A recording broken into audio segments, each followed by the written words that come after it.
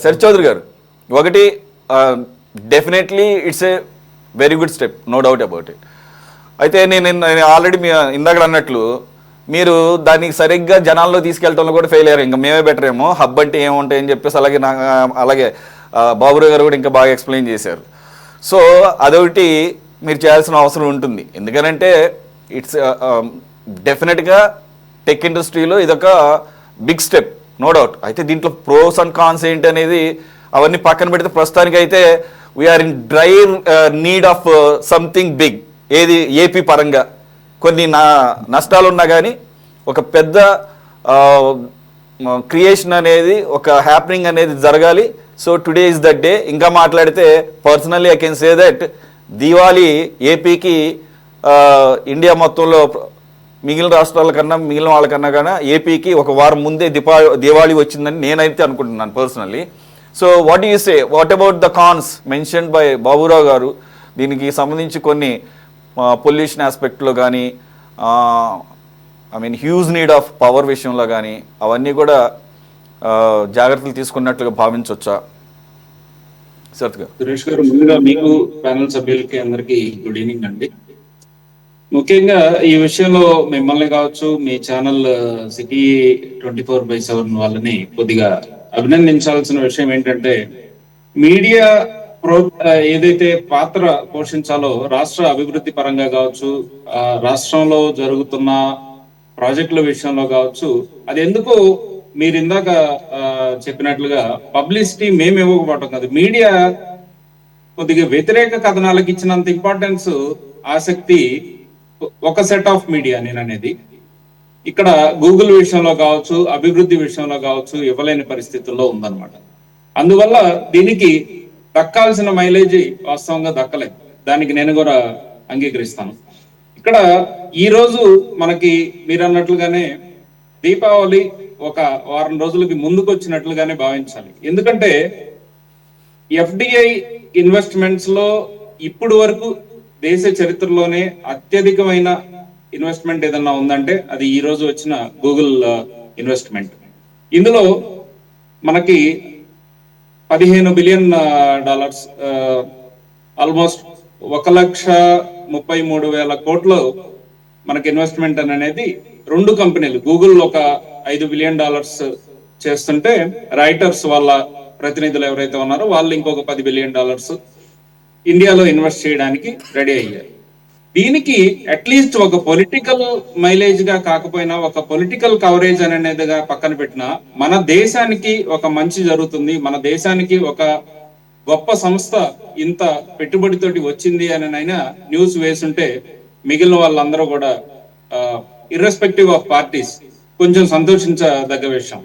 ఇకపోతే ఈ చంద్రబాబు నాయుడు గారు ఫస్ట్ ఎలా అయితే టెక్నాలజీ పరంగా 1999 నుంచి 2004 వరకు వాజ్పేయి గారి గవర్నమెంట్ లో ఉండి ఎలాగైతే కొన్ని సంస్కరణలకు ఆయన దగ్గరుండి మెప్పించుకొని చేపించుకోగలిగారో, అప్పట్లో క్వాడ్రిలేటరల్ టీవీస్ కావచ్చు, లేదు అంటే టెలికాం సెక్టర్స్ లో వచ్చిన మార్పులు కావచ్చు, అదేవిధంగా ఐటీ సెక్టర్ లో వచ్చిన మార్పులు కావచ్చు, వీటన్నిటికీ అప్పుడు గవర్నమెంట్ లో క్రియాశీలకమైన పాత్ర తను ఏ విధంగా పోషించి వాటన్నిటిలో కూడా పాలసీ చేంజెస్ లో ఆయన కీలక పాత్ర పోషించారు. ఇప్పుడు కూడా అదే పరిస్థితి మనం చూడగలుగుతున్నాం. గూగుల్ కొన్ని కండిషన్స్ పెట్టిందండి. ఇక్కడ ఇండియాకి రావాలి అని అన్నా, లేదు ఎస్పెషల్ గా ఆంధ్రప్రదేశ్ లో మనం ఏదన్నా చెయ్యాలి అని అన్నా కూడా మాకు కొన్ని కండిషన్స్ ఉన్నాయండి అని చెప్పింది. ఒక ట్యాక్స్ ఎగ్జంప్షన్ కావచ్చు, ఒక 20 సంవత్సరాలు ట్యాక్స్ ఎగ్జంప్షన్ ఇవ్వండి అని చెప్పి, ఇన్పుట్ ట్యాక్స్ క్రెడిట్ కానీ, జిఎస్టీలో కొన్ని రాయితీలు కావచ్చు, లేదు అని అంటే పర్మనెంట్ ఎస్టాబ్లిష్మెంట్ స్టేటస్ కావచ్చు, ఇట్లా కొన్ని కండిషన్స్ అడిగింది. అదే విధంగా సెంట్రల్ గవర్నమెంట్ వారి దగ్గరికి కూడా లోకేష్ గారు, లేదు అని అంటే మన చంద్రబాబు నాయుడు గారు ఇద్దరు పలుమార్లు వెళ్ళి అశ్విని వైష్ణవ్ గారితో, ప్రధానమంత్రి నరేంద్ర మోడీ గారితో మాట్లాడి ఒక గూగుల్ ని మనం ఇండియాకి తీసుకొని రాగలిగితే, ఎందుకంటే ఆర్టిఫిషియల్ ఇంటెలిజెన్స్ అనేది చిన్న వ్యవస్థ కాదండి. ఇప్పుడున్న పరిస్థితుల్లో ఆర్టిఫిషియల్ ఇంటెలిజెన్స్ అనేది ప్రతి ఒక్కళ్ళకి ఎంతో అవసరమైనది, ముఖ్యమైనది. ఆ ఆర్టిఫిషియల్ ఇంటెలిజెన్స్ అనేది వాడేటప్పుడు దానికి తగ్గ డేటాని సెక్యూర్ గా స్టోర్ చేయాలన్నా వాటికి సంబంధించిన ట్రాక్ అంతా ఒకటి పెట్టుకోవాలి అన్న డేటా సెంటర్స్ అనేది రాబోయే రోజుల్లో చాలా గేమ్ చేంజర్ గా మారుతుంది అని చెప్పి లోకేష్ గారు ఈ ఐడియాని చంద్రబాబు నాయుడు గారి దగ్గరికి అండ్ 2024 డిసెంబర్ లోనే యుఎస్ పర్యటనలో గూగుల్ వారితో చర్చించడం జరిగింది. కానీ వాళ్ళు ఈ కండిషన్స్ ఏవైతే కొన్ని పెట్టారో ఆ కండిషన్స్ పెట్టిన తర్వాత నాన్ డిస్క్లోజర్ అగ్రిమెంట్ అనేది వాళ్ళతో సైన్ చేసుకున్నారు. అందువల్ల ఆ రోజు నుంచి ఈ రోజు దాకా గూగుల్ అనేది ఇండియా వస్తుంది లేదు ఆంధ్రప్రదేశ్ వైజాగ్ వస్తుంది అని బయట పెట్టలేని పరిస్థితి, కొన్ని సెక్యూరిటీ రీజన్స్ వల్ల కావచ్చు. వీటన్నిటి ఎప్పుడైతే మనకి పాలసీలో చేంజెస్ అన్ని వచ్చినాయో, అశ్విని వైష్ణవ్ గారు, మోడీ గారు వీళ్ళందరూ గూగుల్ చెప్పిన చేంజెస్ అన్ని చేసి కొత్త పాలసీని ఎప్పుడైతే తీసుకొని రాగలిగారో, ఎందుకంటే ఇందాక మన తోటి ప్యానల్ సభ్యులు అన్నట్లుగా ఎంతో వాటర్ కన్జంప్షన్ ఉంటుంది, ఎలక్ట్రిసిటీ కన్జంప్షన్ ఉంటుంది, వీటన్నిటికీ కూలింగ్ చేయాల్సిన పరిస్థితి కూడా ఎప్పుడు కూడా కంప్లీట్ ఫ్రీజింగ్ స్టేట్ లో ఉండాల్సిన కూలింగ్ డేటా సెంటర్స్ ఉండాలి అక్కడ.